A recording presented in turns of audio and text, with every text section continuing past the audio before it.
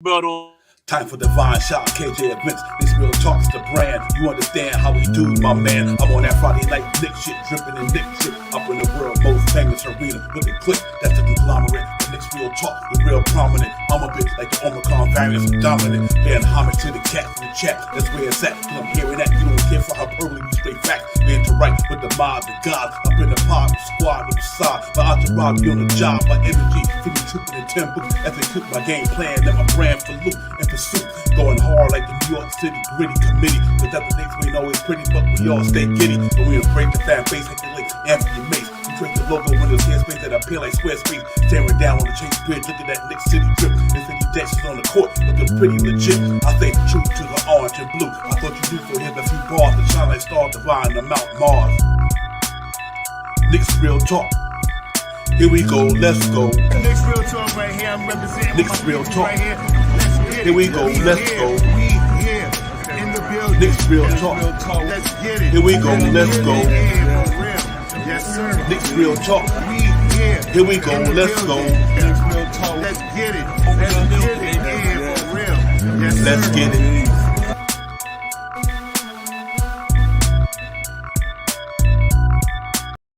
Yo, what's good? What's good? What it is, everybody? Salute, salute, salute. Knicks real talk. Let's get it. We in the building, man. About to get it popping. We here, man. We're gonna talk some Knicks tonight. We're gonna break down the point guard situation. We're gonna talk about Jaden Ivy tonight. We're gonna talk about the Knicks centers, man. Mitchell Robinson, good it could be. Miles Turner, DeAndre Ayton. We're gonna talk about the draft as well. Salute to the chat. Salute to everybody checking in where you're checking in from. I got my partner in crime with me, man. KJ in the building on the way to basketball practice, but the brother's still on the job with us, getting it popping. KJ, what up?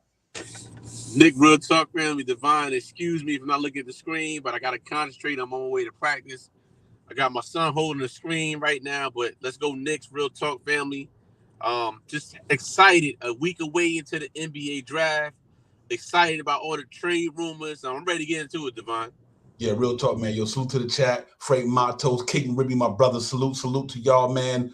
Yeah, man. It's about a week away, man, from the draft. We're gonna be interested to see what the Knicks gonna do, man. We want to see if they're gonna go up or down to stay, or even if they're gonna draft anybody. A lot of speculation out there wanting to move up and talk about Jaden Ivy. We're gonna get into all that as well. All that good stuff, man. Salute to my man Shaw Powell. I know he'll be in here sooner or later.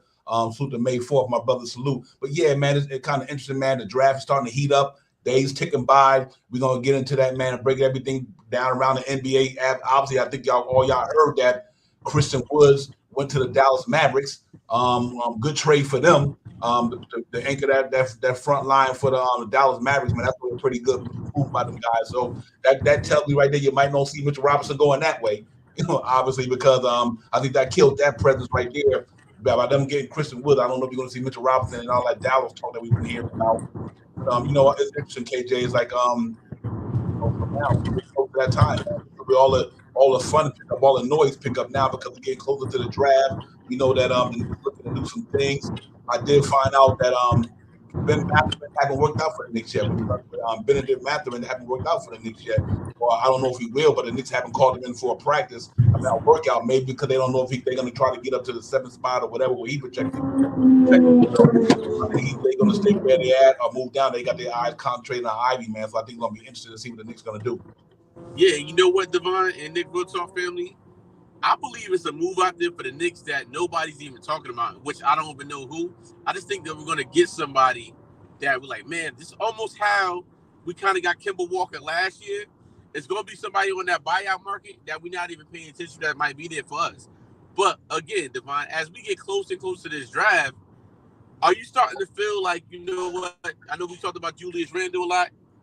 Are you starting to feel like, should we keep him? Yes or no, if it's something there. You know what, man? That's a very interesting topic, and that's why I was thinking about do we retool or we rebuild? You know what I mean? Do we because a lot of people, it's like a 50-50 thing. Some people out on the Julius Randle thing, some people willing to keep him. It all depends what they do next week. If Julius Randle is not traded by the draft, then I don't think he will be. I think they're going to the season with him. And I think that's going to determine what they do really is next week. Maybe I can see somebody else leaving, but I'm not sure, KJ. I really don't. I'm kind of scared because I would love to see him So if they're going to stand packed, now obviously Julius Randle going to be a big part of this. And then that's where you look at the Miles Turner thing out there. You look at Mitchell Robinson out there. If you keep Julius Randle, I can see them bringing in maybe a Brogdon, which I'm really not too keen on and all that. But I think if we keep Julius Randle, I think they're just going to go out to win now players. I can pretty much say that. I think if they keep Julius Randle, we go and win now players for sure.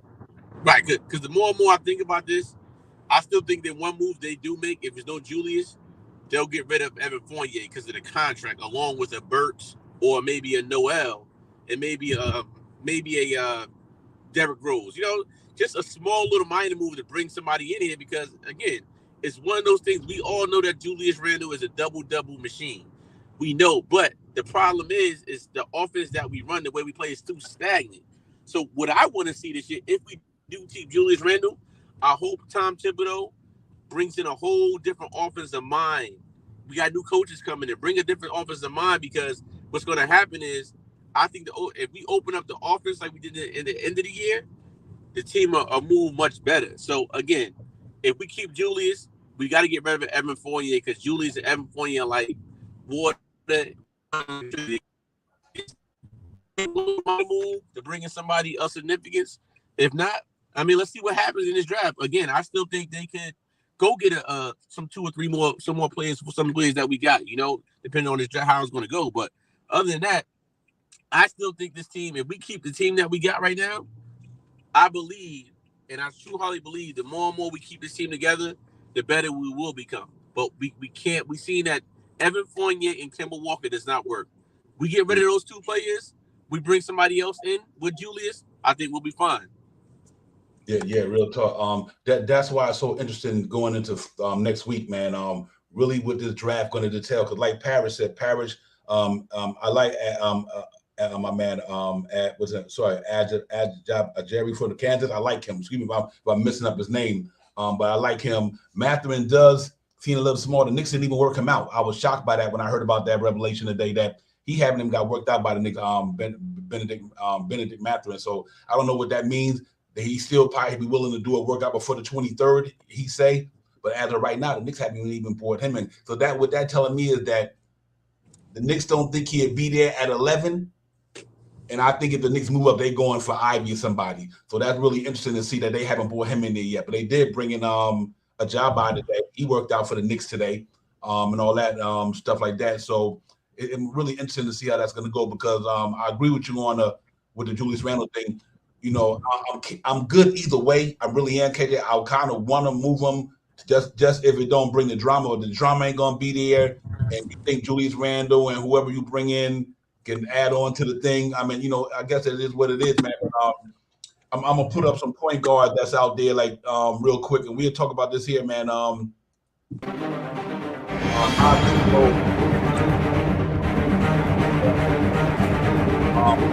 looking at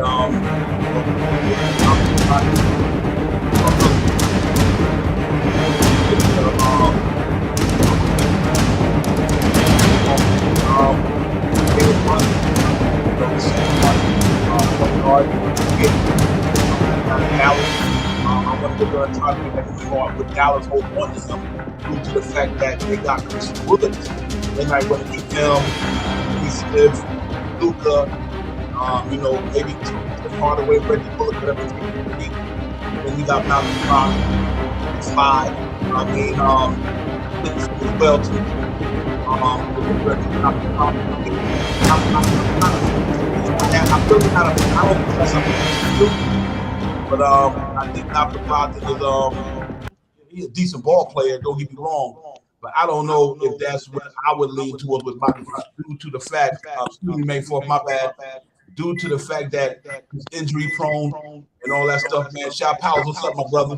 Salute. What's going down? KJ, Divine, salute to the chat. Let's get it. Yeah, real talk. And I brought up the 3-point guard because we know obviously quickly might have a chance to bring the rain in the point guard for the Knicks. But they also will talk about the Malcolm Brogdon thing. And obviously Jalen Brunson been amongst the Knicks for a minute this summer, talk about him coming here. But like I said earlier, KJ and Shop House, with the emergence of Christian Woods being traded to the Dallas Mavericks, I think they might hold on because Christian Woods don't affect the salary cap for them. because he's only 13 million. They sent out 13 million. They got the 26 pick as well, Houston. But the difference, what it's going to be is after this year, are they going to extend him? And I think Christian Wood's going to be looking for a max deal.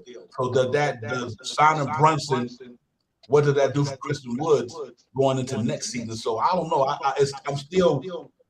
I think that Brunson could be 50-50 to me, chat and everybody. What y'all think, KJ, with the Brunson thing?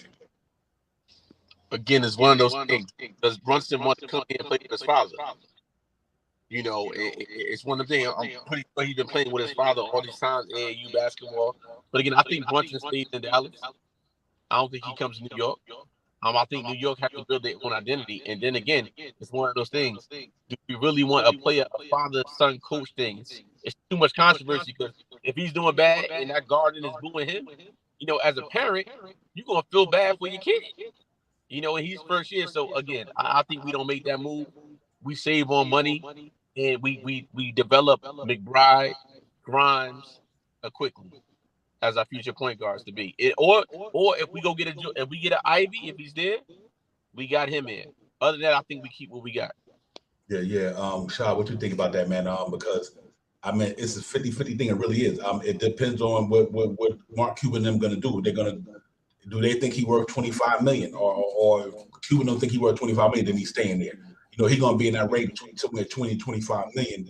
I mean, with him there, they got a pretty good team there. They really do with him, Luka, Finney Smith, Christian Woods, Tim Hardaway Jr. beat back. You still got Reggie Bullock in the fold, Kleber, and all these guys. But I think the Jalen Brunson thing is really interesting to me, man. So I still think that if you keep Julius Randle, I got a feeling that they might try to get him because we keeping Julius Randle. Now, if you move Randle, it's telling me the Knicks might want to go a little younger. So I mean, it's kind of up in the air to me.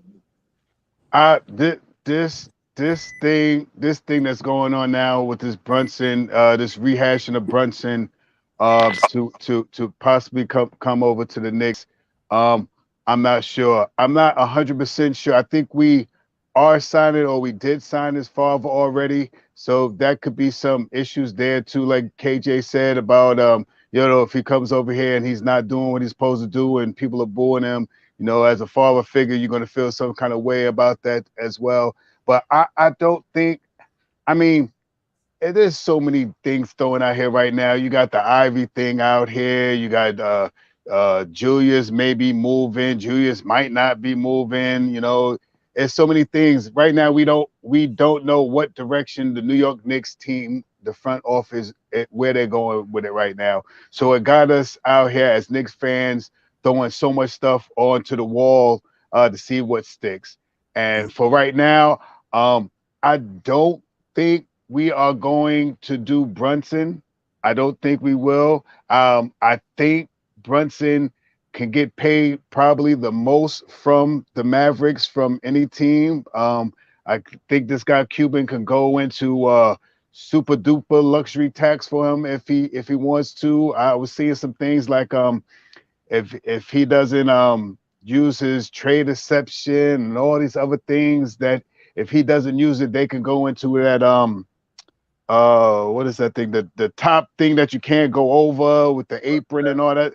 Hard cap. Yes. So, see what happens with that, man. I don't want to say we don't need him. I like him, but it all depends on who we can pick up in this pick in this trade too. And what we're going to do with this 11th pick. Are we going to stay with the 11th pick now? You got rumors out here now talking about either going up in the training pick, losing maybe one or two of our young guys, maybe a Cam Reddish and a IQ, or Obi Toppin and a Quentin Grimes to pick this plus the 23 pick to go get Ivy, or we somehow facilitate some trade deals with the Hornets and try to snatch up their 13th and 15th pick, which would probably include a Cam Reddish and our 11th pick and maybe the 23rd pick. The Mavericks 23rd pick next year.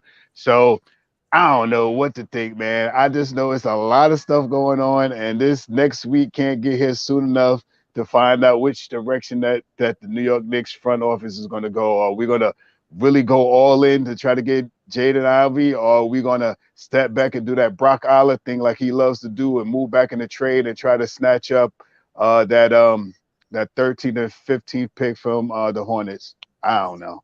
You know, and I could say this, and you know, my man's pretty accurate. He don't speak no hyperbole. Per Ian Begley, the Knicks have been acquiring about teams who looking to get Ivy. So you know, Ian Begley don't put out no hyperbole. So according to Ian Begley, the Knicks are scouting or looking at teams who are interested in Ivy. So maybe what that's telling me, they must really want this young man. I mean, because you know they must really want him. So me is, if you're going to get Ivy, what does that do with Julius Randle and things like that? Because Right. you know you bringing in a rookie point guard that pretty much you're going to get the keys to. I would think so. You know what I mean? And if they're going to get the keys, KJ, to him, how do you think Randle? You think he's comfortable with playing with a young guard, or Randle might be in that trade to move up to get this guy here? Because the Knicks are interested in him. I don't even think that's hyperbole. But if the Knicks are interested in Jaden Ivy, do you think that Julius Randle might be in the trade package if Sacramento, because Sacramento don't want him. I think Sacramento want Keegan Murray.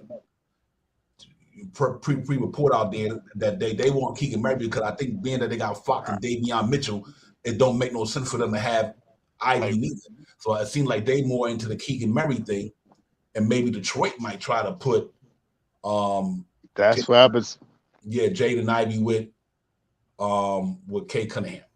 Right. And again, I think that move to Sacramento works for Julius Randle, because they need a guy like that with that team. They already got so many guards, you know, on that team. So my thing with that is the Knicks, it has to be one player. And to me, it's Jordan Ivy. We've been saying it forever. It's the one player that we'll go for, that we say, you know what, we're going to trade this player, and let it go. Again, when's the last time Julius Randle had a point guard on his team to play with? He has, even if we kept him.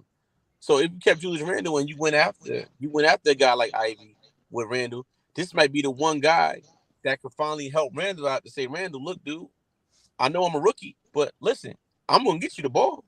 I don't need the ball in my hand. You don't need the ball in your hand. And once he figures that out, again, it might be kind of hard for a rookie. He might be a little intimidated, like we seen like Quickly in him was at the beginning, but it's a new age now, because right now, us fans are talking that talk right now with Julius Randle. If he don't progress this year, we really by the half of the season, we're gonna be ready to kick him out. 20 games, and he don't progress, we're gonna run him out of here all the way. So again, it's one of the things with Ivy. I think that is the one player the Knicks will do whatever it takes to get him here if he wants to be here, and the Knicks need to get him. And I think as a fan base, it'll calm us down as Knicks fans, say like, man, we finally got that point guard that we also wanted for so long, that we finally got a guard in him, regardless of what happens on the season, but we got somebody to build on the pieces. So it's 50-50 right now, guys. But again, if it's a deal for Ivy, we go get him. Right. And let me real quick, Keith Turner, would you do that? Keith Turner said he had a report today that the Kings want IQ Obi Burks for the 4th. Would y'all do that? Would you do that trade right there for 4th? If you get in Jaden Ivy, would you send IQ Obi and Burks for the 4th pick? I would do that. I wouldn't. You wouldn't? Oh, okay. We 50-50 here. I know that's tough, man, because I'm an Obi, and I think Obi going to be big, man. So the one reason why I say I don't think so is because I think Randle is going to be moved. I think Randle's going to be moved. So I think Obi is the wrong pick. Now, if they would have said IQ and Cam Reddish and Burks, I would be more susceptible. I would be more on board with doing that. If they said IQ, Cam Reddish, and Burks, yes, I would do that. I think Randle. I don't know why. Maybe it's just this gut feeling. Maybe I'm just watching too much YouTube sometimes and watching all your great content creators out there and stuff like that. But I believed in my heart, I think Randle is going to be moved. I'll say this again about how I feel about Randle. I think he's a great player. We undervalue Randle every time we speak about, oh, Randle's value is down, Randle's value is this. Randle is a 20, 10, and 5 guy. No question about that. He is a great player. Last year, he made an all-star team. He made some acclimates last year that we are undervalued. When we talk about him, oh, his value is low now. Nah, that's not what we need to be talking right now, New York Knicks fans. We need to be talking about this is our 20, 10, and 5 guy, man. We should, if we trade this guy, we should get a first round pick plus another pick, 2 picks back. We should be talking big time about this guy. And plus, the real reason why I say that I think that he should go is because all it's going to take for Randle is to have 1 or 2 games to come out there. I think some Knicks fans at the end of the spectrum, those loosey goosey Knicks fans, soon as Julius Randle was here, they're not going to like him. They're going to start booing him. They're going to start trying to get under his skin.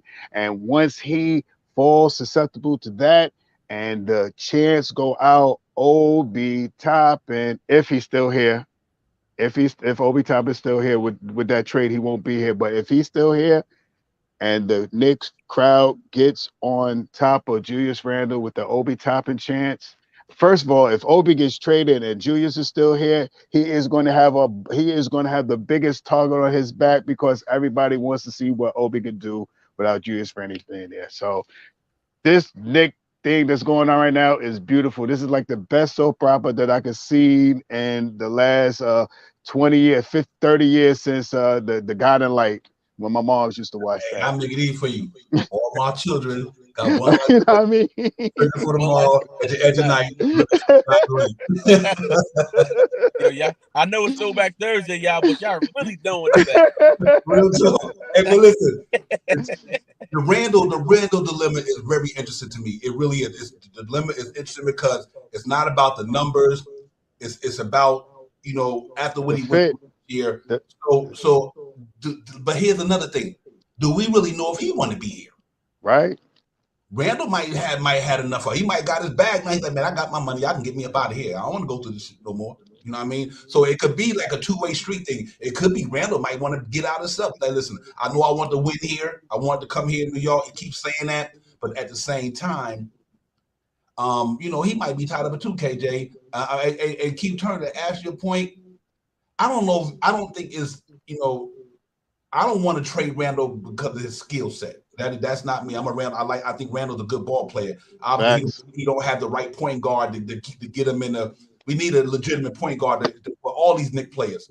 You need somebody who can kind of take the pressure off Randle and RJ and them by doing things that a point guard do. It don't necessarily got to be a pass first point guard, but somebody who's a leader at the floor general spot. But I think Randle is a gifted dude, KJ. I think the man is gifted. I mean, he can do things. I mean, so I don't have a problem with him being here. I think like I'm pretty much on Shaw Powers' thought process. If he's not saying he will, but if he starts sticking it up and the fan base start getting into his mind, is it going to affect him on a basketball court? That's my concern. If he go through a slump or whatever the case may be, and the fans do start acting crazy, is it going to affect his play? Then it carries over into the Knicks locker room and then affect the other young players. That's my only concern. Other than that, I don't care if Randle stay here or not. I think he's that good. But that's the other side of it for me is that if the drama happened to take place this year, will it carry over to all the other guys? And if Randle can avoid that, then I'm good with him. I don't have no problem with him. But I do want to see Obi Toppin get 25 minutes or more though. That's for sure. Right. And again, Knicks fans and Knick Real Talk family, there's going to be some players here that might just go that we're growing to love right now. Facts. We just don't know what they are right now. But if you want Ivy, we have to put our GM hats on. And again, Devon, that trade you just threw up there, you let it light right now because again, you said Obi Toppin, IQ, and Julius Randle. Right? Yep. I'll tell you what keep it. He put IQ, Obi, Burks for the fourth. Right. So again, let's keep the conversation right there, right? Obi Toppin has been in the league for 2 years. IQ's been in the league for just going on his third year, right? They both came at the same time. Same time. Same time, IQ and Obi, right? So we gotta assess it now. Jaden Ivy, look, he's that trophy, he's that shiny toy right now. So I think he might be box office, but we don't know what he is. But again, don't forget, we're gonna have to pay IQ Obi Toppin at some point in time within the next year and a half. If we get a young guy in here We got another 4 years to build him up and save money on him right now. Again, it's a business at the end of the day. It's about saving money. We need a point guard. We need someone to root around. Somebody has to be sacrificial lambs here. And I'm not saying that they are, but if they are, I would take that trade. However, if that's not there, I will take the two trades to get two more players, like a 13 and 15, like Shaw said before. I Okay. would do that. And in the past, this new Nick regime is showing that they can get draft picks with the ease. So that's what I'm gonna end the night off. I gotta get in the practice, Sean Devon. But I believe next week when we come on, if it's no Jordan Ivy, we're gonna get two players. Not one, but two players. And the Knicks are not going to throw everybody they went out right now. It might be somebody that's there at 13, 14 that's better than the top 10 right now. And they shown that. They shown that in Grimes. They shown that in Sims. They shown that in McBride that it is second round talent that should have been first round talent. And that's how I'm going to end off my night on Knicks Real Talk Family. Again, as always, Devon and Shaw, it's always a pleasure talking to my brothers. Nick Real Talk Family. I'm going to see y'all on the next one. Yes, I See sir. know you we on sa- next week. Let's get see it you going. see you Saturday. Real Let's talk. go. Salute, man. Have a good one, man. Enjoy practice, coach. Appreciate it. Yes, I'm sir. about to find Nick's future point guard here. That's what's up. What's up? All Hey, right. yeah, real talk. Let me ask you a question. Parrish, Keith, May 4th, King Ribby. Are y'all good with Randall staying in New York? Y'all throw me a quick yes or no right quick so I see where you guys is at with the Randall thing. Because here's another thing that's interesting to me, Shaw Powers. Why would Sacramento want IQ when they can keep Jaden Ivey? Because having De'Aaron Fox and Davion Mitchell there, um, so they could have that the case they should have just kept Halliburton. You know what I mean? You bring in another point guard. They already had three. King Ribby say H to the no. He said he ain't doing it. Randall, he out of there with that. Obi probably gonna be better than Ivy.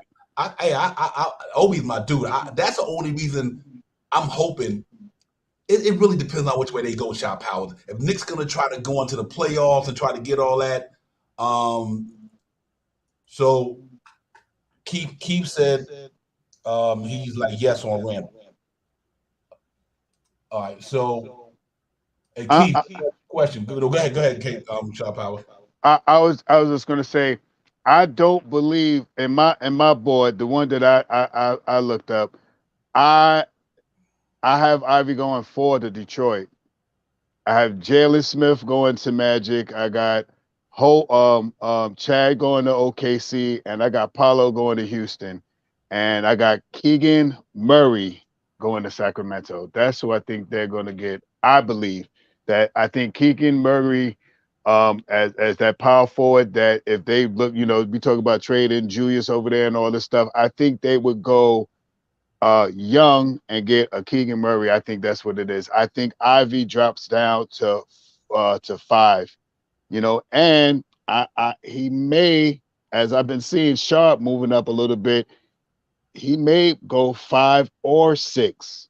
I got Ivy going to Detroit, and I got Sharp going to the Pacers. So the Pacers could also look at Sharp just as well as Ivy, but Sharp hasn't had any real playing time in college. So I think that's why I pushed him more to the Pacers and putting Ivy to Detroit. But this, I mean, it's with the way this thing is going with Julius Randle. I mean, if we keep Julius Randle, and then we pick up these two guys in the draft, where we're going to put all these guys that we got, what I mean? Because we still got Burks, we still got Noel, we still got Kemba, we still got Evan Fournier, and there's big news about Evan Fournier getting ready to be moved. Possibly he could be one of the players to be moved, and some trade going on. Burks is always out there because he's a high.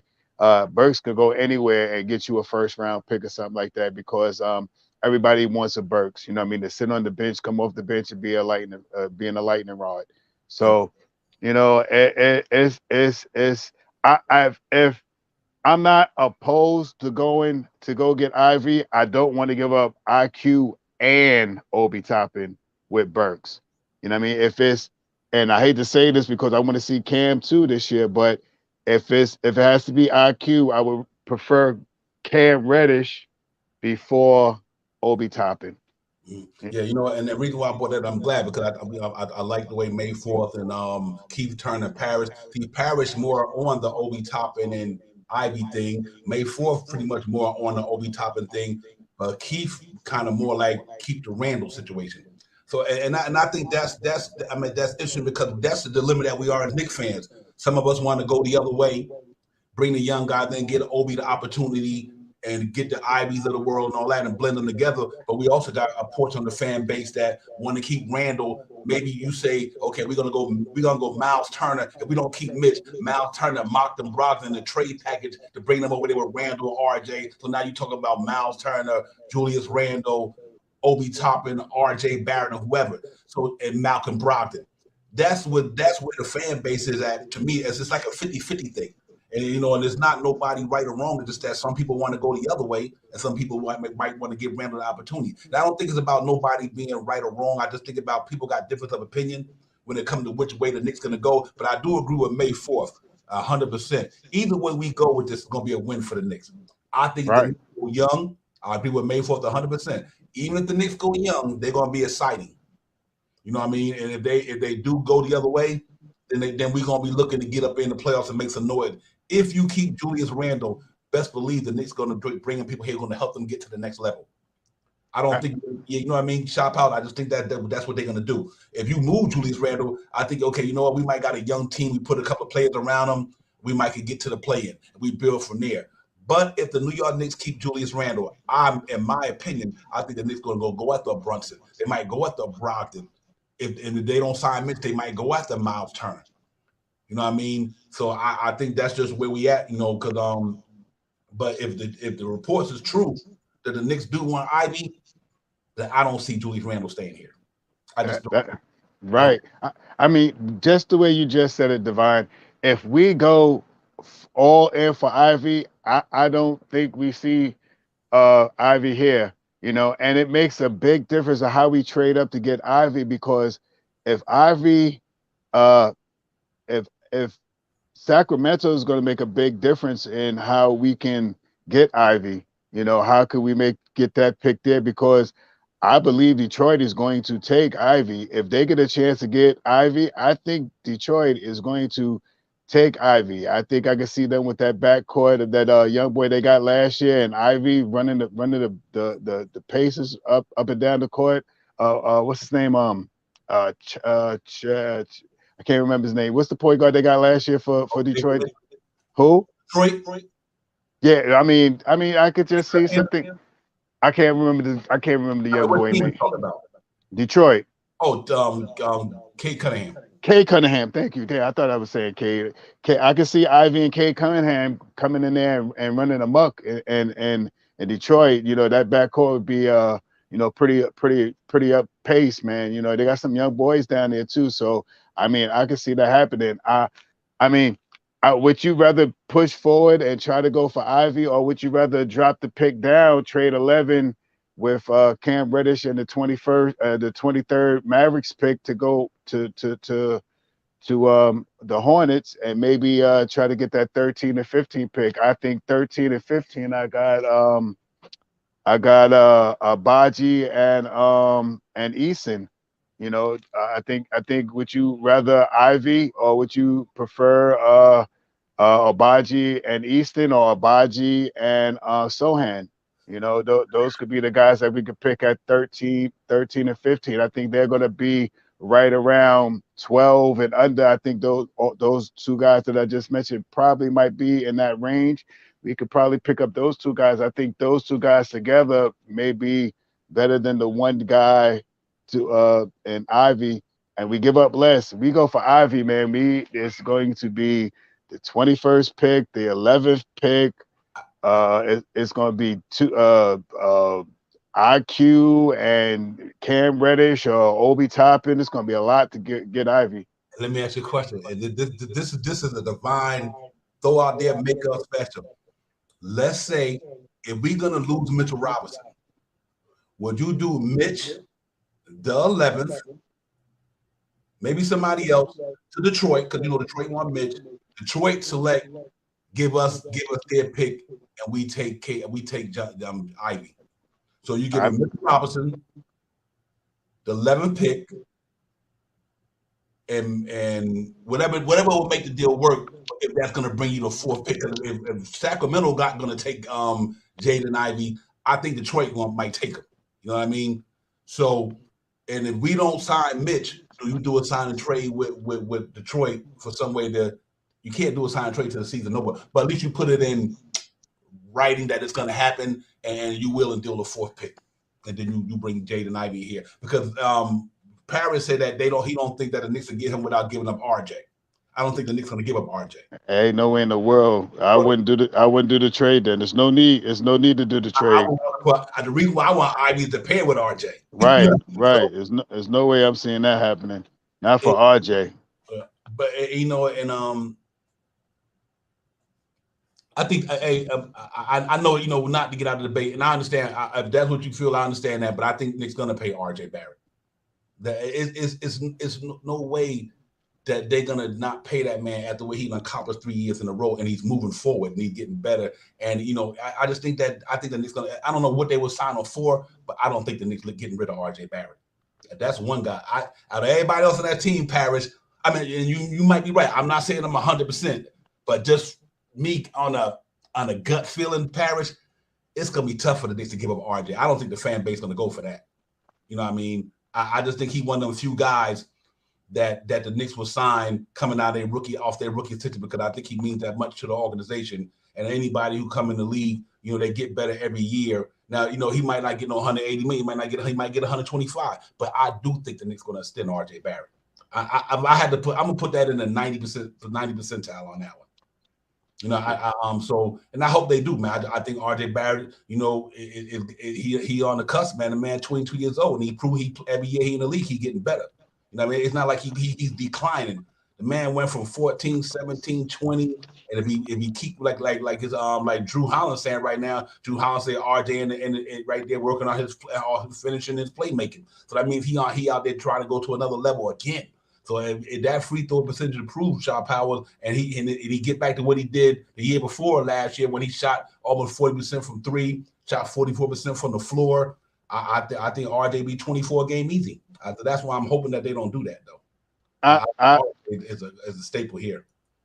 I don't believe RJ is going anywhere. I don't think right now you can ask. It's like maybe 4, 5 players in the league right now that you would probably, if you wanted to include RJ in a trade, maybe, you'd be like, all right. But right now, I think RJ is here, and I think he's here to stay. I think they're going to somehow work out that extension for him, like you said, around 125 million for the 5 years, something like that. 125 million, something like that. I think he's here to stay. I don't think he's going nowhere anytime soon. The big dilemma right now, and at first, maybe 2 weeks ago, I thought it would be the first thing that they should do is try to move these contracts, the Burkses of the world and Noels and all this stuff. But the real dilemma is what they're going to do with Julius Randle. And the one thing I could just say, like I said earlier, man, this Knicks front office, man, they are so tight-lipped, man. Everywhere and anywhere else, you can see what they're doing when they're making these moves. You see that this Woods move to go to the Mavericks. It's opening up space for who they're going to pick in this first round. Who I got them, Banchero, I think I said Houston. So, I mean, yeah, I got Paolo. Yeah, so they making room for Paolo to get in there and be comfortable. I mean, they're making room for him so he could come in and he could be the starter and do what he's going to do when he gets into that Houston uniform on. So we don't know what the Knicks are thinking about. We have so many things that's thrown out there. We're going to move their 11th pick. We're going to package the 11th pick and the 42nd pick to move up to the 9th pick. We're going to move Julius Randle to get to the 7th pick with the Blazers. We're going to move these 3, 4 guys. I don't know. I I like, just can't wait to. I just want to see what's going to happen yeah, next exactly. week.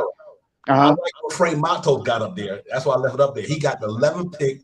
The Dallas next year, Cam Deuce for the 4th. Yeah, that's That's kind of yeah, that's kind of what it is. Only thing that I wouldn't do with that in that pick, Dallas pick next year, Cam and Deuce. The only thing that I wouldn't do in that pick is put the 11th pick with it. You know what I mean? I wouldn't even put the 11. I would do you the think 20. Sacramento give you all that without the 11th? Huh?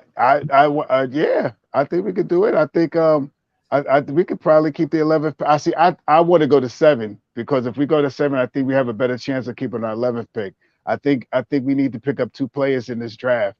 I think we need to pick up 2 players in this draft, man. I think we need some more small forwards and another part. It all depends what we're going to do with Julius Randle.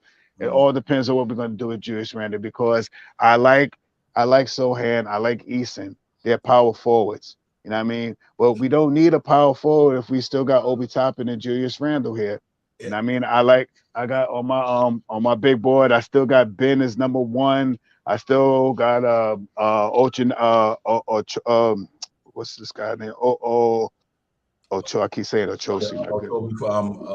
From Kansas. Yeah, I even got this new guy, man. I've been paying a little bit of attention to this Jalen Williams guy, man. He's came from off. I didn't have him on the board. I got him in like number 3 now. He's this the guy from Santa Clara. Last couple of weeks, I've been seeing some things about him. I checked him out. You Google his name if you Google his name, you see some of the things he do. He's exciting, man, and he's a baller. He looks like one of the guys I used to see in West Fourth Park when I used to go out there and stuff like that. So it's a couple of guys out there if we don't move up, but everything depends on if we're going to get Brunson and Brunson. Now, if we do keep Julius Randle, I believe we might try to push to go get Brunson. You know what I mean? I think we may, but what are we going to do with the picks that we got to try to trade? You know, we got to get rid of Burks and all these other guys. It's just so many things right now, man. It's enjoyable. It's enjoyable, but it's hard to grasp where the front office is going with this stuff this year. Let me ask, everybody salute to the chat too. Y'all got to pop it up in here. Real talk, man. Salute to the chat, man. Y'all keep that fire going. Do y'all think Jaden Ivy is that good to give up this year and the next year first, and an asset? Do you think he's that legit? I think that's what's going to determine what the Knicks got to give up. Do you guys think, for all you guys who might have seen Jaden Ivy play college ball this year, I didn't get to watch too much college ball this year, but do y'all think Jaden Ivy is worth the 11th asset in Dallas next year's pick? Keith Turner says no. H to the no. Yeah, I don't know if I'll do that. I hate to say it, but we talked about tanking so we get high into the draft. But right now, I wouldn't even be mad with dropping back 2 positions to look at that 13th or 15th pick, man, to do all of that stuff. Salute. Harlem girl, salute. Yes, sir, Harlem girl. Yeah, real talk. Here's that 23rd Dallas pick next year. That's going to be a real low pick. You can believe it. Dallas that's going to be like a 26, 27 pick next year. Because that you got to take this into consideration too. It may not be if Jalen Brunson moves. I think man. I think that Christian Woods, that's a tough team down there. But they actually went and got what they needed. But I agree with you. We don't know what it would be. So see, and that's what's crazy because Frank Matos, like Jaden Ivy and RJ, I'm with that. I think the young man got skills, and that's one of the main positions for the last 20 years that the Knicks had a problem with that situation. So if you draft somebody like we drafted RJ, that's why I'm hoping RJ stays here. You drafted him 3rd pick in the NBA draft. The man getting better every year. So you got Obi here, the 8th pick. He and all the games Obi starting, he averaged like 20 a game. You know what I mean? So we got a bunch of young studs down here that I think can be studs. And so it's interesting. The Jaden Ivy thing, I'm with. But I do think I mean, obviously you ain't gonna give up the farm, but at the same time, you got to pay to play too. You know what I mean? Because you talk about taking somebody for a pick, you ain't getting it for no scrap. Let's be real. You got to pay to play. You got to pay to play. They not just going to give you the 4th pick for 11th in the asset. That they look at you like you crazy. So you're going to have to really, because the 4th pick is valuable. It's valuable because if you pick a 4th, you must think that player that good. You really do. You must think that kid is legit to pick him at the 4th spot. Because if not, he'd be down in the 15th in the 17th or whatever. They willing to move pieces to get a 4th pick. You had to give up something. So that's what's interesting about it. Who knows, man? I would love to see him here with this young core we got. But if we do go the other way, like you said, Shot Powers, keep Julius and all them done, it's going to be a different scenario.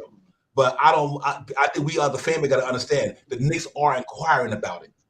So if the Knicks are inquiring about it, I'm not sure that's a good question, RKL. I don't think that pick is protected. I don't think it's protected. And I think Dallas gonna wind up probably getting into the 2nd seed in the West, 3rd seed. They was there. They got a good team down there. So it's gonna be interesting. That pick gonna be real low. And if they do have that pick, do you think the Knicks gonna pick that to all the young guys we got now? You know what I mean? It's like we got a lot of young cats in that right now. So we bring 2 more in this year, the 11th and the 42nd. Now we got a roster full of young cats, and people might not get to play. So I don't know if the Knicks might even be thinking about that Dallas pick. As long as they got their own, they probably don't care. They're like, well, we can move to Dallas, but we still got our own pick. They probably, so it's interesting, man. But Frank Motto said that's a top 10 protected, and them cats ain't gonna be in no top 10. The Dallas gonna be there. As long as Luka Doncic in the building, Dallas will always be up there. He one of the best players in the game. Now they done brought in Christian Wood, and they brought the defense of Finney Smith and Reggie Bullock. Tim Hardaway might come back, and before he was putting up 19 a game. They got a nice team down there with the acquisition of Christian Wood. They got that piece they was missing this year. A cat who could play in the middle, can get you 17, 20, 10 rebounds, 2 blocks, and he's nice. So I think that's going to make them pretty good. And Harlem Girl said, Ivy might not be there at 4 because Houston might snatch him up at 3. You know what? I feel that. I think here's another thing, though. I think y'all got to take. I think the only reason Colin Girl, I agree with you from the talent with Jalen Green there, but I think they moved to Christian Woods. Yeah, that's what I think. To go get either a power forward, I would say, because you got Sergon going to be at the 5. I think Houston going to be looking at maybe Bonchero or Jabari Smith, and he played down in Houston. Auburn, which is Texas. He played. So I think between if Hogan going out there to OKC, I do think Houston might go big, because they do have Jalen Green down there at that position, which is pretty much an Ivy type player, and I think they might go Paulo. Let's see, but that's another reason why I think Sacramento is going to go get Keegan Smith a power forward, because they're not going to take Ivy, Sacramento, because they still have Fox and the other guy that they got there. I don't think they're gonna, unless they're gonna run all 3 of those guys together. That's why I think Ivy's going to. I think Detroit is the projected pick for Ivy. I'm just gonna say that today. I'm not 100% sure, but if it happens, remember Shaw said it. Right. Hey, hey, Keith? What's interesting, Keith, with that? The Knicks did not work him out, man. I don't know why they didn't yet, but the Knicks haven't worked out Mathurin. Yeah, man. And what I think that's going to do, I'm going to tell you what I think that is. I think the Knicks know he's not going to be there at 11. Right. Know he ain't going to be there. And I don't think they not looking up just to get to the 7th spot. I think the Knicks either going to go for Jaden Ivy. If they move up, Knicks moving up to get that dude. I just think that's what they're going to do. So, but that's interesting, man. But there's some good dudes out there. But I think all is going to be permeated off of what they do with Julius Randle. If Julius Randle stays, they ain't getting no Jaden Ivy. Right. If they move Julius Randle, I think they will go after him. But I just don't see Ivy playing with Julius Randle. I don't think that makes sense. I think you got to bring in a experienced point guard who's been in the game that's going to help RJ, Randle, whoever else there to get to the playoffs and maybe and beyond. I think the Knicks dare do that if they keep Randle. So, it's going to be interesting, man. I really, really believe that one way or the other. But other than that, man, the Mitchell Robinson situation to me also dictates a lot of things. It also dictates the Miles Turner thing. See, that's what that's what's so crazy, Shop House. Because let's say that we lose Mitch, we lose him, and now the Indiana Pacers they got Miles Turner and Brogdon out there on the block, per reports.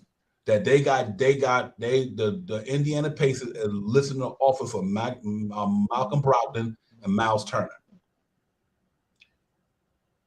Do you think we lose Mitch and then you say, you know what, Nick say? That's why I asked you earlier. Do you think Malcolm Brogdon and Miles Turner in a trade package for somebody from the Knicks to go with Julius Randle and RJ? Do you think they go that route? It depends on who they're offering. Mm-hmm. It depends because I got a problem bringing Miles Turner over here because we losing Mitch. First of all, I'm a homer for Mitch. I've been saying that this whole year. That's my guy.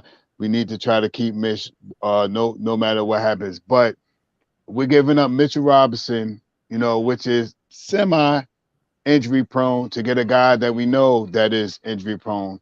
The hindsight, though, the 2020, the better side of the thing is if Julius Randle is here, that's Julius Randle boy. They work out together, so the things between those two guys will work out pretty well because they work out with each other. Brogdon, he's another guy that we're getting that has an extra year on his contract. That is a guy that's going to be hurt. So now we're looking at two guys that we're letting go Mitchell Robinson, but we're looking at two guys to bring in here that's semi-hurt guys. Brogdon, I don't think he's played more than 60 games in the last 3 years. Turner, he's got the same. He got the same foot injury that Mitchell got. That foot injury, he got just about the same injury Mitchell got. And he's not as he does block shots and he does space the floor. Yeah, but he doesn't rebound that good. He's not an offensive or defensive rebounding type of guy. He spreads the floor and he can hit 3-pointers. And him and Julius Randle will work wonders together, I believe. But he's not that healthy. So I'm on the fence with bringing him in. At one time, earlier I was like, let's make a trade for Brogdon. His kind got a soon-to-be expiring contract and all this stuff. But I've been doing some research, man. This guy hasn't played more than like 60 games in the last 3 years, consistent. He's more in street clothes than he is on the court. Great guy, man. What's that 3 thing? 30, 50, 30, 90. Yeah, he's done that. He's mastered that and stuff like that. But he doesn't stay healthy. Could he come out and score half the year and get you 20 points and all the things that the Knicks need? Yeah, he could come out there and score. He could come out there. Brogdon could come out there and rebound. Brogdon could hit the 3-pointer and he could assist. But he just doesn't stay on the court. That's his problem. If we could get him healthy for the whole year, of course, I would make the trade in a heartbeat. And he could come in and teach some of these guys how to shoot that mid-range game. That he got a little mid-range game too. So, Yeah, that's my concern. Harlem Girl, you dead on with that, man. He is injury prone. He had that same foot injury, his availability numbers ain't too different than Mitch's. If you look at his 4 years, his availability numbers ain't too different than Mitch's. Be honest with you. So I agree with the Harlem Girl on that one. That he the only thing I think the reason why I think the Knicks would do that, because I think his contract is expiring. Am I not correct? At $18 million. Mm-hmm. Yep. They might say, well, we keep him for a year, but we don't sign Mitch for 4, and then we might let him walk the next year. So I can see him from that perspective, from a financial perspective. But let me ask y'all a question: if the Knicks don't move up and they stay at 11, do you think Johnny Davis is in play? How y'all feel about Johnny Davis, and do you think Johnny Davis will be in play for the Knicks at 11? If everybody else, like the Matherins and the Keegan Murrays and the Sharps and all them other world is gone, Do you think Johnny Davis will be there at 11? And if you the Knicks, would you take Johnny Davis? Oh, Johnny Davis. I like Johnny Davis. There's rumors out there that Tom Thibodeau loves Johnny Davis, the way he plays, the way he shoots, and the way he plays defense. Um, Projected Day was saying that the reason why his shooter percentage was the way it was this year because he took on a big load of what the team needed for the year. But I got Johnny Davis going to Washington right before us. I think Washington. He makes a great fit with Washington. I think him and Bill back there in the backcourt. If Porzingis stays healthy, they got a nice little crew over there. I think if they do something like that, I predict. I don't think I don't think Ivy is going to be up there. I don't think Sharp, AJ Griffin, Dyson Daniels, Johnny Davis, Keegan Murray. I think all these guys are going to go in that top. My top 10 is, I'll say it real quick: Smith, Holmes, Smith, Chad, Paolo, Keegan, Ivy, Sharp, AJ Griffin, Dyson, Johnny Davis, and then it's us. And I don't think Mathurin.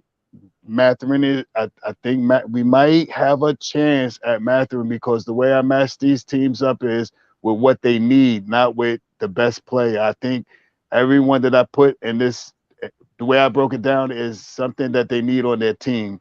And I think if it goes something like that, I think we will have a chance at Ben at 11. I think we have a big chance. You think he fall that far?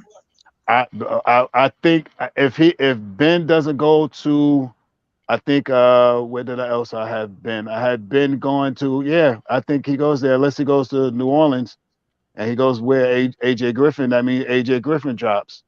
I think Dyson Daniels goes to San Antonio. I think if they don't take the big guy from Duke, I think they take Dyson. He's a big point guard. Him and our boy damn, I always mess his name up, but I think that would be a dominating backcourt right there. Him and oh my gosh, the point guard for Sacramento for San Antonio. Murray, how I forget Murray? My goodness. Hey, let me ask you, I'm gonna tell you one that I think everybody might be. I don't know if they not thinking about it. Chatting everybody. I don't think New Orleans Pelicans will keep that pick. You right? Here's the reason why I said I don't think New Orleans Pelicans are going to keep that pick. After getting a taste of the playoffs last year to what they did and got Zion coming back, I think they're going to dangle that pick for a win now player. I don't even think they're going to. I think the New Orleans Pelicans under the radar. We talk about Sacramento. We talk about Portland. I think the New Orleans Pelicans going to deal their pick. I just think Brandon Ingram and all them guys they got and the way they played in the playoffs last year, I think they're going to say, you know what? Zion coming back. We got C.J. McCollum. We got Zion, Brandon Ingram, Valanciunas.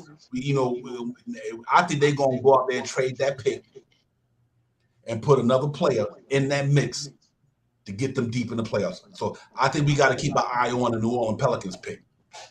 I think that's one team might really move their pick. I think them in Portland, because I think they got these players that's on their team that's in win now mode.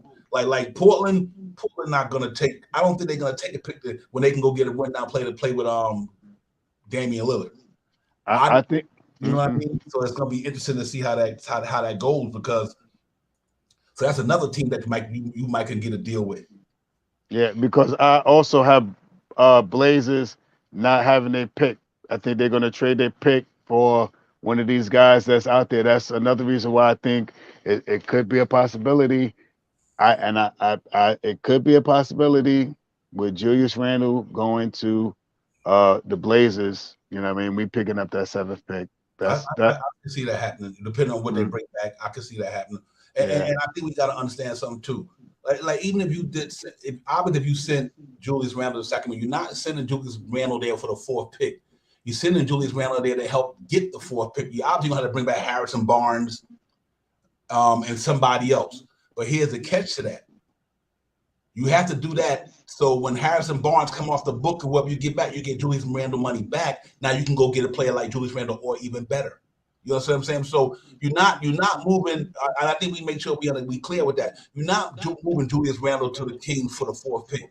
He's helped facilitating to get the 4, but your main thing is that's what you want. But you got to bring Harrison Barnes here, $19 million. You're gonna have to bring maybe another player making $6 or $7 million, which is fine because the next year you get that money back off the books.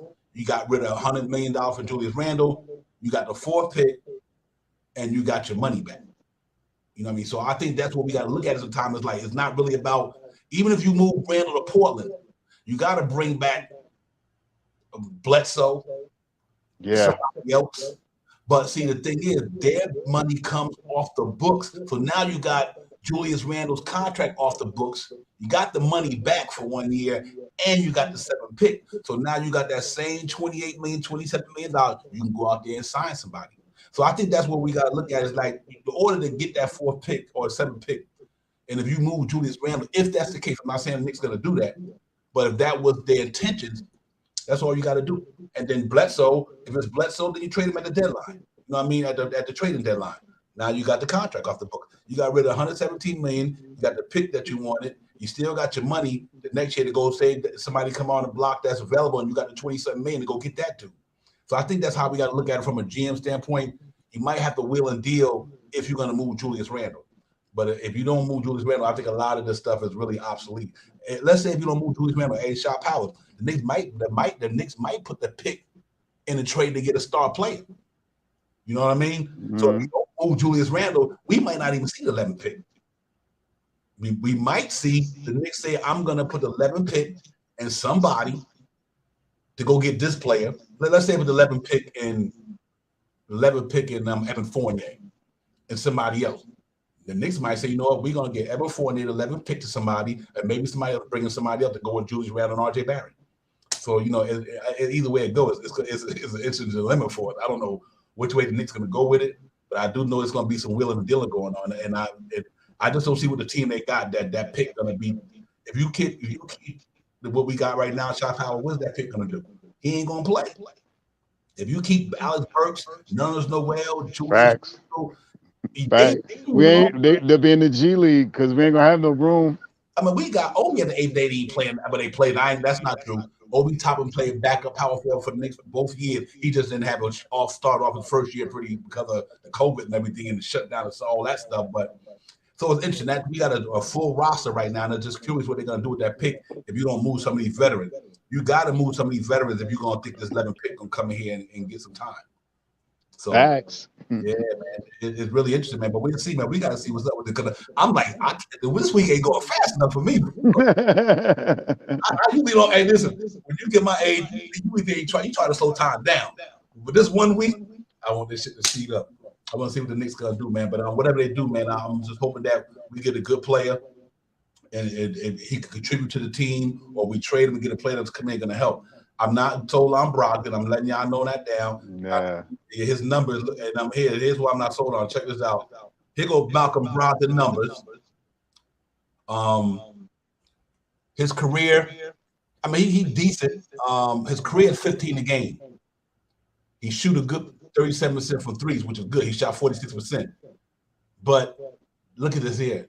Last year, he played 36 games. Yeah. You know what I mean? And he's been in the league for since 2016. Here go his games played. 75 his rookie year, 48, 64. Oh, he played a 64. All right. I said 64, 56. This cat never played but one time. Yeah, it's average. 5 games. Mm-hmm. So are you willing to get that money for Malcolm Brogdon, who last year his career is 15 a game? Amanda Quickly been in the league 2 years, and he averaged 11 a game, and he played 70-something games in his first few years.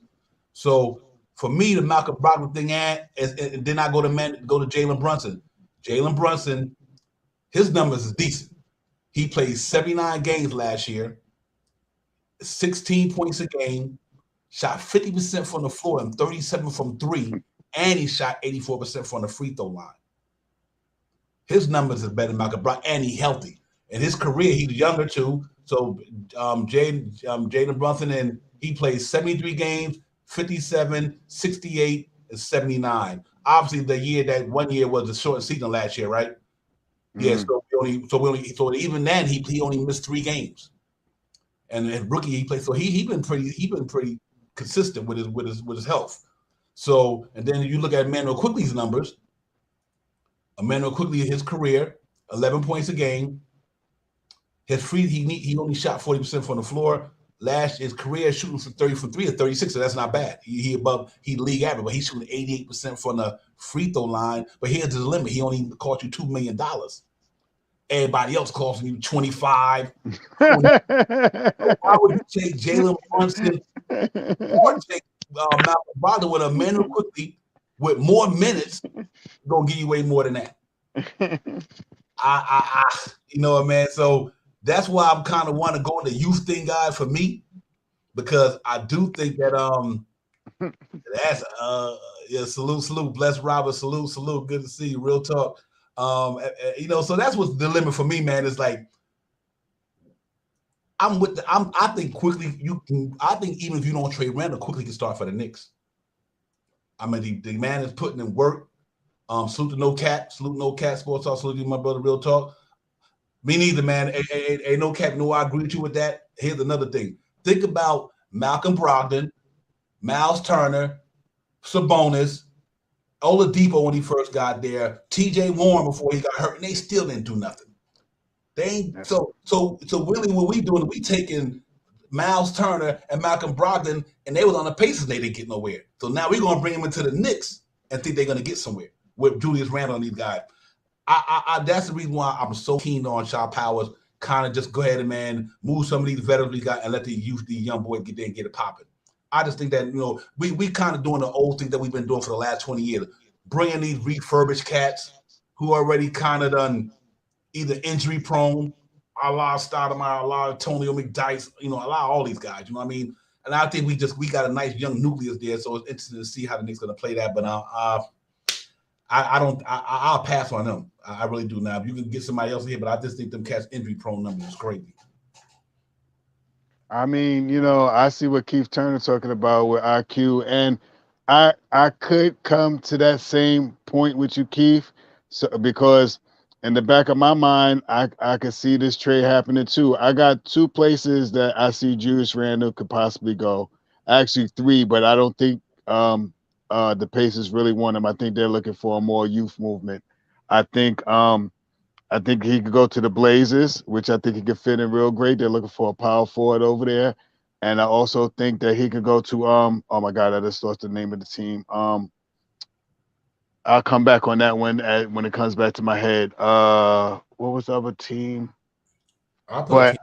San Antonio. San Antonio? I think him and he's from, and Julius Randle from Texas too. Texas. I think him and Devontae Murray to be a good 1-2, and then they might got to add on if they're going to keep going that route. My man Quali, salute Quali was good. My brother, salute. Yet 1 week, you already know. Yeah, I'm excited about it myself. So yeah, man, it's the dilemma is to Julius Randle, and we're going to go for the playoff, or we're going to rebuild the young guys. That's the dilemma in New York right now, everybody. Real talk. There's only 2 ways this thing going to go. We're going to build a team that's going to get us to another level, or we're going to try to scrap some of these veterans and bring some young talent in here and give us a couple of years to get them young cats ready and put the keys in the RJ hand and give Cam an opportunity, give Obi an opportunity, give Quickly an opportunity, give Grimes an opportunity. Whether what they do with Mitch, I don't know. If we're going to go that route, and Paris said both. And that's possible. It really is, Paris. You're 100% right with that. It's definitely possible. So I think we can do both. I just depending on what they're gonna do, but I think we got to move some people. I don't think some of these guys we got, unless the Knicks probably say this, you know what, we're gonna keep them to the trading deadline. They could do that as well. They could say Alex Burks, Kemba Walker, who knows, even Nerlens Noel. They could say we're gonna keep them to the trading deadline. And then if we ain't what we need to be, we will deal them. But I don't think we should do that. I think we got to make some moves, and it all starts next week. So yeah. Dang, I can't even remember. I just lost that so quick. Cool. Oh, boy. Paris, you rather move Randle and pretty much free that spot up for Obi and keep everybody else. If that's your mindset on this chat, pretty much get rid of Randle, let Obi go there and keep everybody else and take it from there. Am I reading you right on the chat?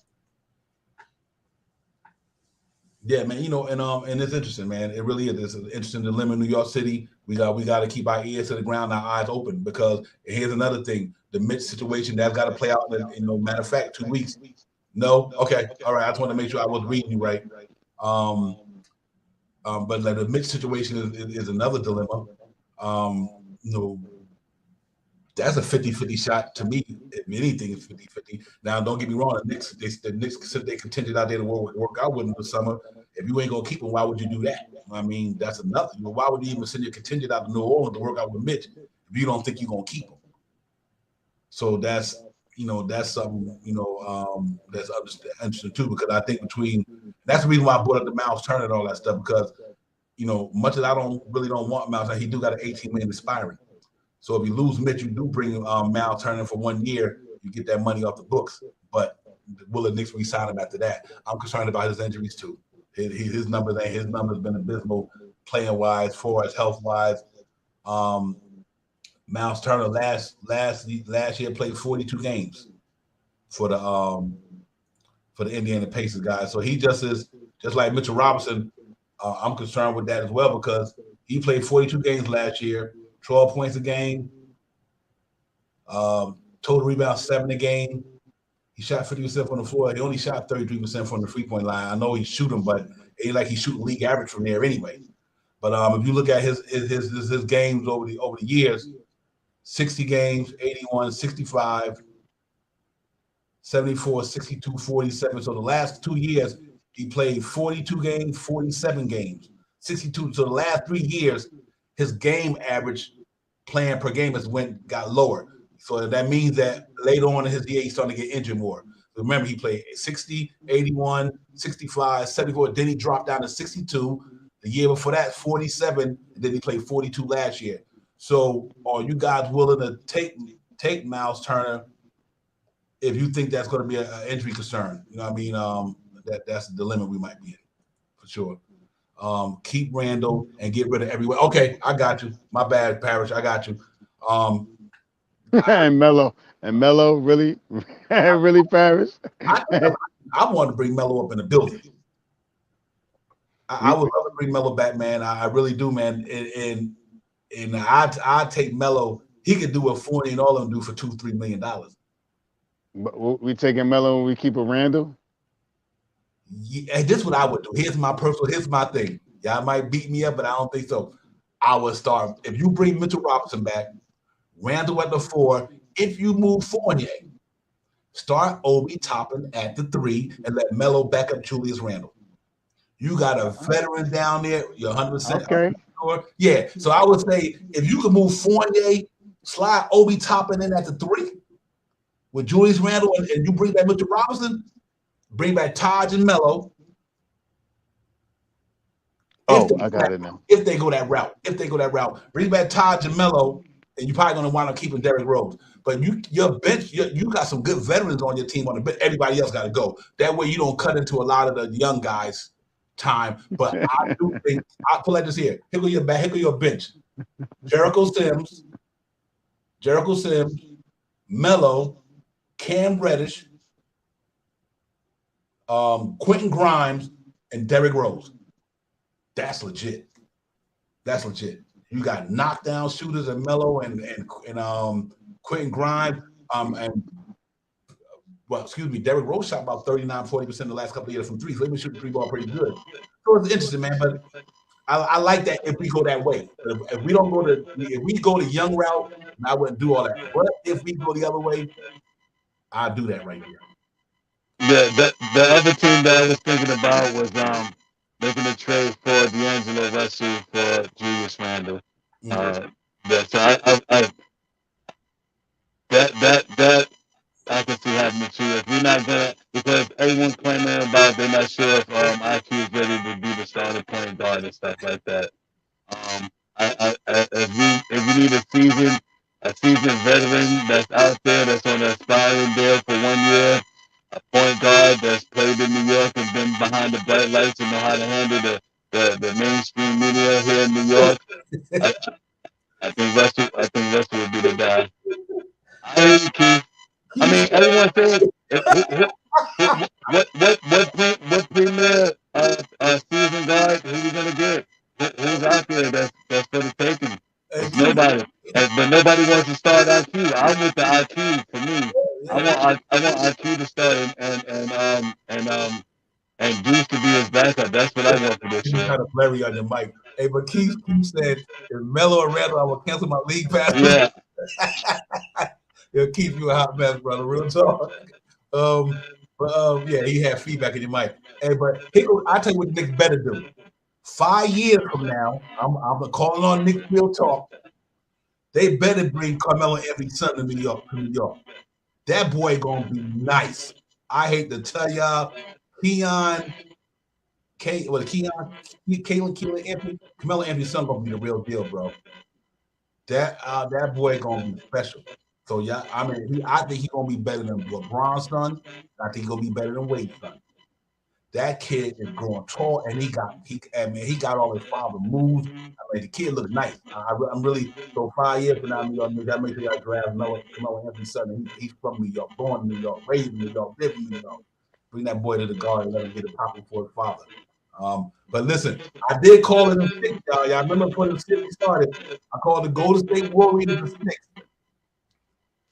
If Steph Curry dropped 30 tonight, it's over. And cash out. I'm telling you, man, they got to bring that boy. Hey, he's gonna be a monster because he got his bad game already. I was watching my man Chris Brickley, him and Melo and his son working out at the summit. Chris Brickley was like, "Look, yo, that boy gonna be nice." I really do so, but yeah, I think I got the words. Divine Stradamus about to get it popping if they win tonight. I said him in 6. I thought that offense was too much. Steph Curry, he went 0 for 16, 0 for 9, and he's doing that tonight in Boston. I think it's a wrap. So I just would have had too much firepower for the Boston. Boston got a good defense, but them boys got some firepower down there, man. So it's gonna be interesting to see. But yeah, I'm excited about what's coming ahead, man. Shot powers, with the draft next week. We be in the building Sunday. We really get it popping, man. Sunday we just talking straight draft. We ain't talking about nothing else but draft. Cause that's what we're gonna do, and that's what it's gonna be. And I know, hey, listen, everybody get their thoughts together. You got a little echo, Devon. Huh? I think that's your headphones because of the static.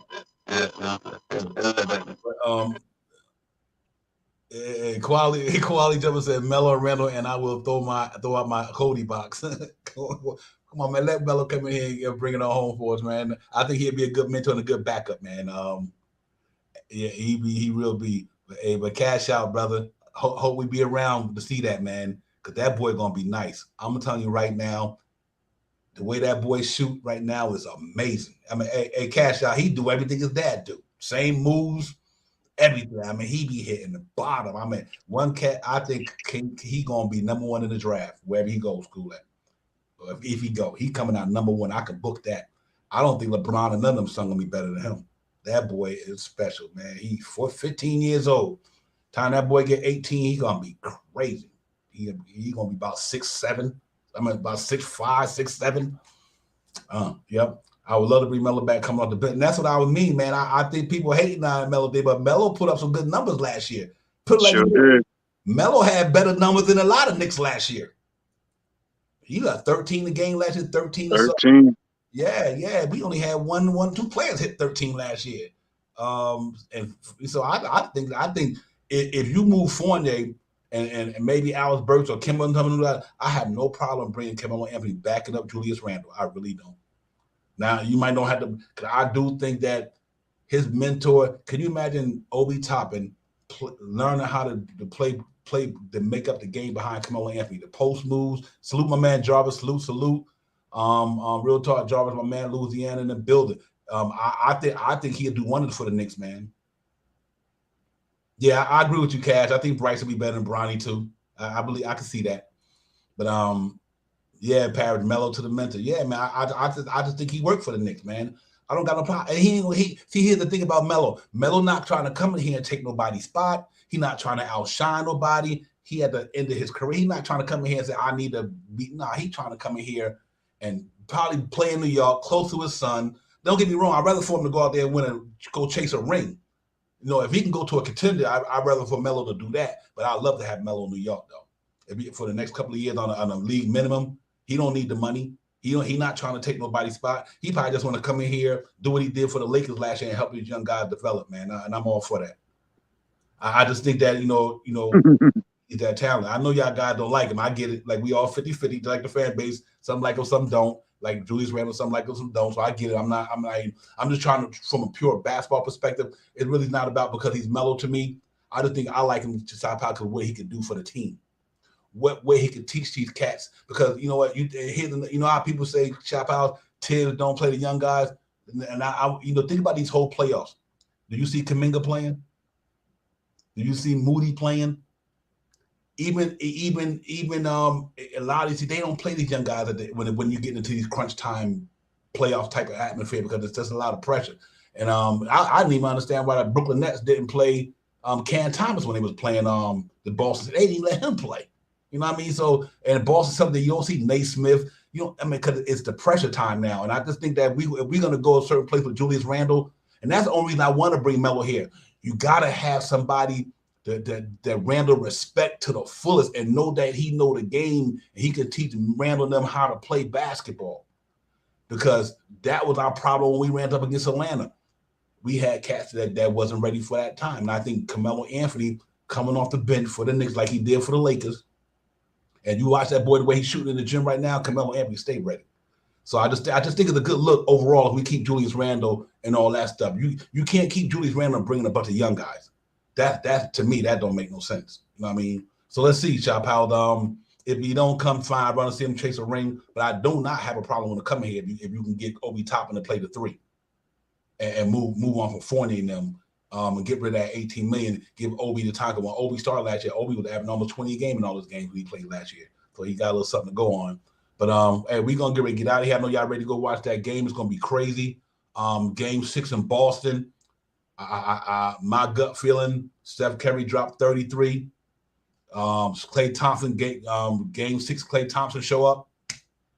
Like he always be doing the 6th game in that sixth game and get it popping.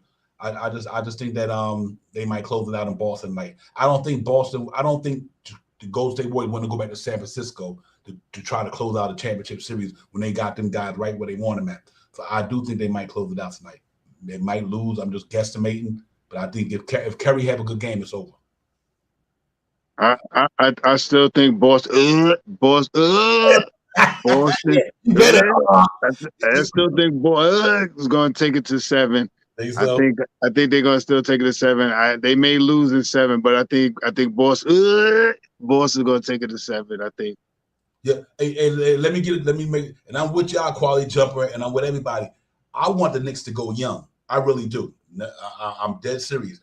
But if they keep Julius Randle, the Knicks not gonna do that. I'm telling you now, this is the way they operate. If they keep Julius Randle, they're gonna bring in some players gonna help Julius Randle go to another level. That's what they're gonna do. That's what they're gonna keep Julius Randle. If the Knicks keep Julius Randle, you best believe they bringing in players who are gonna go into the playoffs. So to me, that's why I don't have no problem maybe moving Julius to somebody to get the Cam Reddishes and the Grimes and the Quickly and the Obi chance to get out there and get it popping. That's what I want personally, because I think they can be that good. But I do think that if they keep Julius Randle and a couple of these veterans, then that's the way they're going the other way. Steph and Klay getting 30 piece. I'm with you on that, Cash Out. I think them boys might close that thing out. I think they might close it out. I can't do Boston Red Sox. I can't do Boston Celtics. Can't do it. New England Patriots. Can't do nothing. Boston Bruins. I can't do it. I can't do it. I had a big debate with one of my homeboys, man. He like my cousin and stuff, right? So and he's just like that. He's a New York Knicks, New York Yankees, Rangers, Giants, and I said to him, I think Boston is going to win against Golden State, because me personally, I don't like I'm not a fan of Golden State. You know what I mean? I'm not a fan of them. They're a great franchise. They won championships, But I got a grudge against them because Curry came here and got his shooting championship on Madison Square Garden, and I want them to lose. So he got what was it, the 3-point champion, what the 3-point, whatever that thing he got when he played in New York, and he won that thing on Madison Square Garden. I don't want them to win nothing this year. I don't want them to win nothing this year. So I shoot myself in the foot because I can't stand Boston.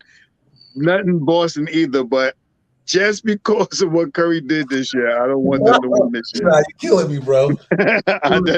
Just because that's me. I don't want them to win nothing this year. You got enough. You won on Madison Square Garden. Curry, you won on Madison Square Garden. Hardwood. I don't want you to win nothing. Nothing. I want you to win nothing. Hey, KJ, Shaw say he don't want Golden State to close out. Like, what's your opinion on that? Hey, I said Golden State was gonna win from the rip, man. I need listen. Hey, Shy, get him, man. I'm just saying. I'm just saying. I don't, because you know why? That's the team we beat in the beginning of the year, and we matched up well against them. I don't want to have if the East Coast team win. I don't want to have no East Coast team win unless it's our New York Knicks. I feel you. That's kind of where the West Coast. I can't. I'm saying only reason why I'm saying this. Curry won that shooting champion in Madison Square Garden on the hardwood. I don't want them to win nothing. Curry, he went out there. He was doing all that fly stuff that game. I don't want them to win nothing. He showed up enough on the East Coast against the Knicks. We beat Boston. We beat Boston this year. Through 2-3 times this year. I'd rather see, and I hate to say it, man. I'm saying it just because of Golden State and what Curry did to us on the Knicks on the Knicks game when we played them in Madison Square Garden. Hey, look, Shy, it's already bad enough. Shy Divine, it's bad enough. We're gonna hear all year Eastern Conference champions, Boston Celtics all year. It's bad enough. I don't want to hear world champions. Boston Celtics, we got to play them. That's my thing. So I'm going with Golden State. Steph Curry has a big game. They closed it out in Boston tonight. Yeah, I agree with you. Hey, but check it out. Hey, Shaw Powell, you got to remember, though, RJ beat Boston with the game-winning buzzer shot that shocked the world that night. So we beat Boston, I believe it was at least 2 times. I think we beat them 2 times, and that's why Boston. I can understand if they win.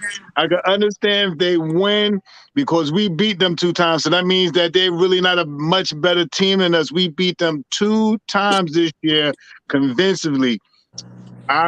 Curry came to New York in Madison Square Garden and took that championship in Madison Square Garden. I don't want him to get anything, no significant ring, nothing. I don't want him to get nothing else this year. I didn't even want them to make the playoffs. So that's how I feel about Golden State. I hate both. I'm telling you, but for what he did in Madison Square Garden got me, got a funny itch under my arm, and I never get it's not going away till the season is over. Hey, Steph Curry, when it comes to shooting, man, he the GOAT, man.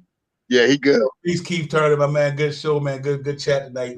Yeah, man. Listen, y'all enjoy that show.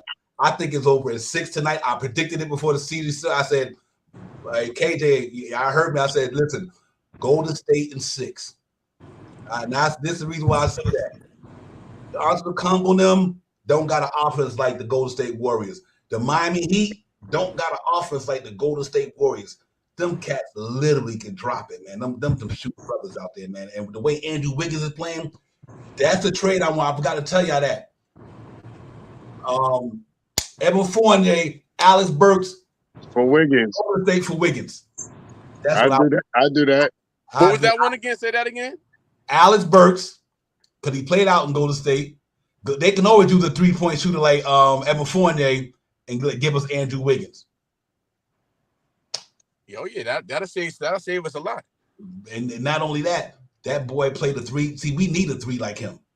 You move RJ back to the 2 with Andrew Wiggins. Oh my goodness. Yeah, I like that. Boston can't get behind. Yeah, I think so is Jarvis. You know what it is?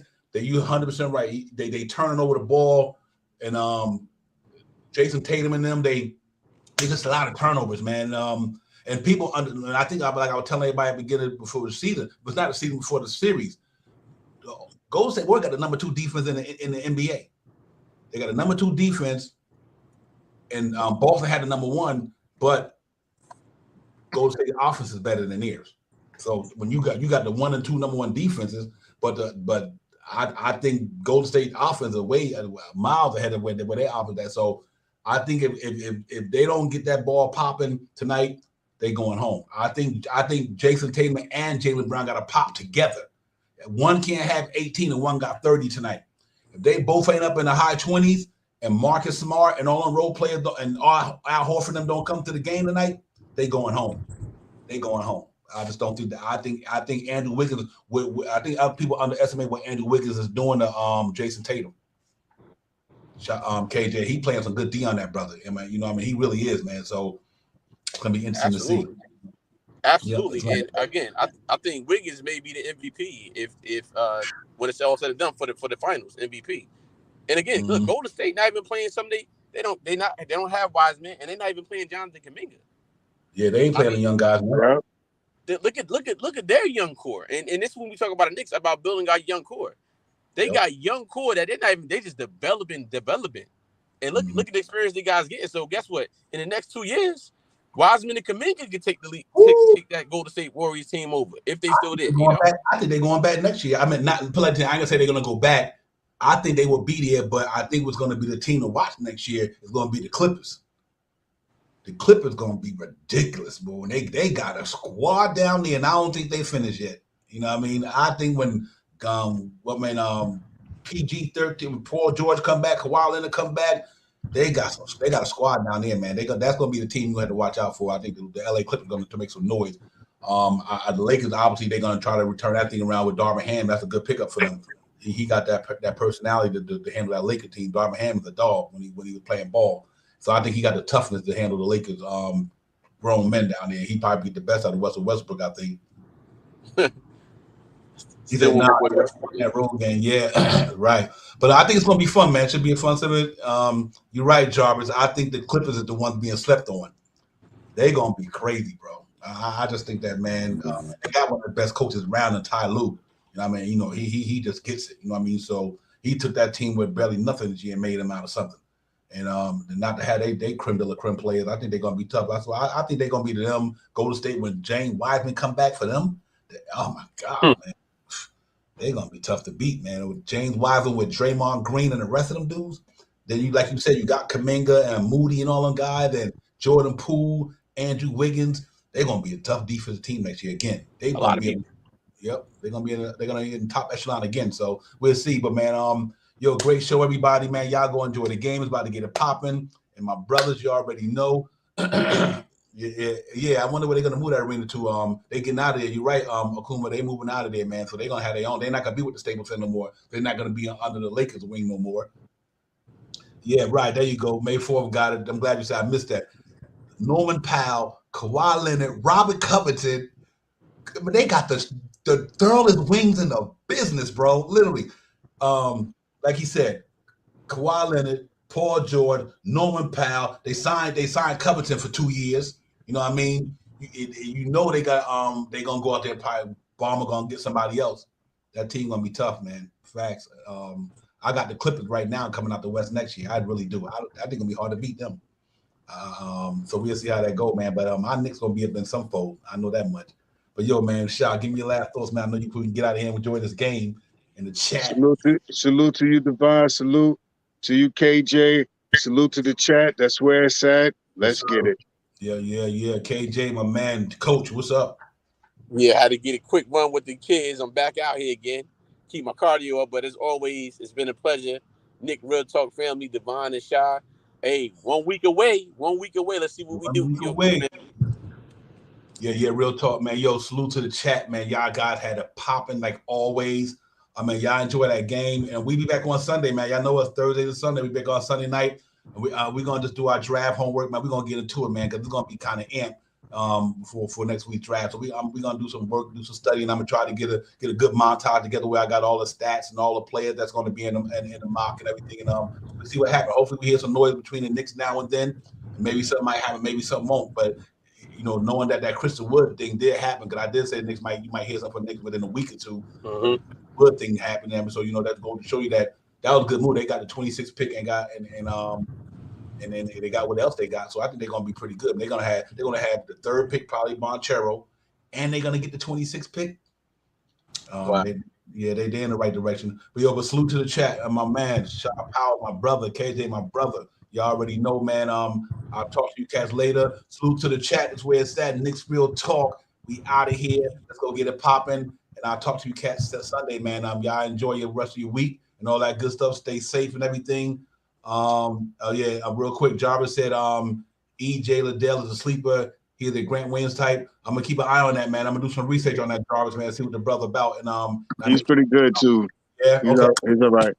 Okay. All right, y'all. Peace, everybody. You see y'all, man. Salute. Knicks Real Talk. Let's get it. We out, man. Let's get it. Yeah. Peace. Time for Divine Shot, KJ events. This Real Talk's the brand. You understand how we do, my man. I'm on that Friday night Nick shit, dripping in Nick shit. Up in the world, most famous arena with the click. That's the conglomerate. The Knicks Real Talk, the real prominent. I'm a bit like the Omicron variants, dominant. Paying homage to the cats in the chat. That's where it's at. Cause I'm hearing that. You don't care for hyperbole, you straight facts. We interact with the mob, the gods. Up in the pod, the squad, the side. My entourage be on the job, my energy. Feel me tripping in tempo as they took my game plan. Let my brand for loot and pursuit. Going hard like the New York City gritty committee. Cause that's the things we know is pretty, but we all stay giddy. But we embrace the fan base like the links, Anthony Mace. We drink the logo when there's airspace that appear like Squarespace. Staring down on the Chase Bridge, look at that Knicks City drip. There's 50 dashes on the court, looking pretty legit. I stay true to the orange and blue. I thought you knew for him a few bars to shine like stars divine to Mount Mars. Knicks Real Talk. Here we go, let's go. Knicks Real Talk right here, I'm representing Knicks Real Talk. right here. Let's get it. Here we go, let's go. We here in the building. Knicks Real Talk. Let's get it. Here we go, let's go. Yeah, for real. Yes, sir. Knicks Real Talk. We here. Here we go, let's go. Let's get it. Let's get it. Yeah, for real. Yes, sir. Let's get it.